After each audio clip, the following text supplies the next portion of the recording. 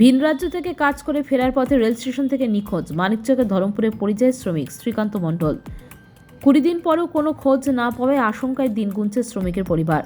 মানিকচক ব্লকে ধরমপুর পঞ্চায়েতের কদমতলা ঘোষপাড়া গ্রামের বাসিন্দা শ্রীকান্ত মণ্ডল। পরিবারে বৃদ্ধ বাবা, মা, স্ত্রী ও এক নাবালক সন্তান রয়েছে। এলাকায় দিনমজুর হিসেবে পরিচিত।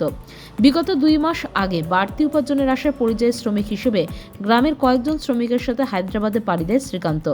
কাজ শেষে মার্চ মাসের 3 তারিখে গ্রামের অন্যান্য শ্রমিকদের সাথে শ্রীকান্ত বাড়ি ফিরছিলেন। হায়দ্রাবাদের সেকেন্দ্রাবাদ রেল স্টেশন পর্যন্ত আসেন। এমনকি স্টেশন থেকে পরিবারের সঙ্গে কথা হয় বাড়ি ফিরছে।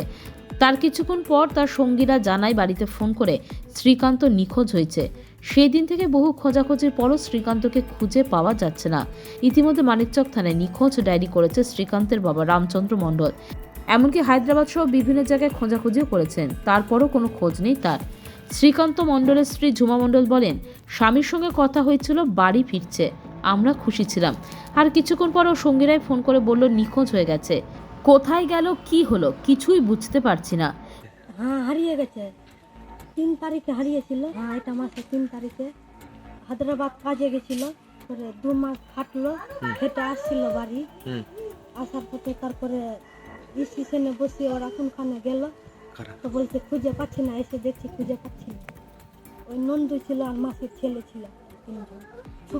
2 ঘন্টা খুঁজেছিল বলছিল। হ্যাঁ, তারপরে বাড়ি চলে আসলো। আমার স্বামীকে আমি ফিরে পেয়েছি। গিয়েছিল খাটতে, খাটার সময় 2 মাস হয়ে গেল খাটা। তারপরে আসার পথে মানে স্টেশন পর্যন্ত নিয়ে এসছে। স্টেশন থেকে হারিয়ে গেল। তারপরে খবর হলো। খবর হওয়ার পরে আর কোনো খোঁজ খবর নেই। তারা খুঁজতে গিয়েছিল বাড়ি থেকে 6 জন, খুঁজেও পাইনি। ওখান থেকে ঘুরে আবার বাড়ি এসছে। আমরা খুব চিন্তিত আছি এখন পর্যন্ত। এখন ছেলে মেয়ে আছে, তো ছেলে মেয়ের সংসার কী করে চলবে? তারপরে ভালো হয়েছিল, ভালো হওয়ার পরে পরে দিদি সঙ্গে সাথী বলছে যে যখন আসে তখন ভালো ছিল, কিছু হয়েছিল না। এখন যে কী হলো না হলো জানি না। ছেলে এখন পর্যন্ত হলো না বাড়ি।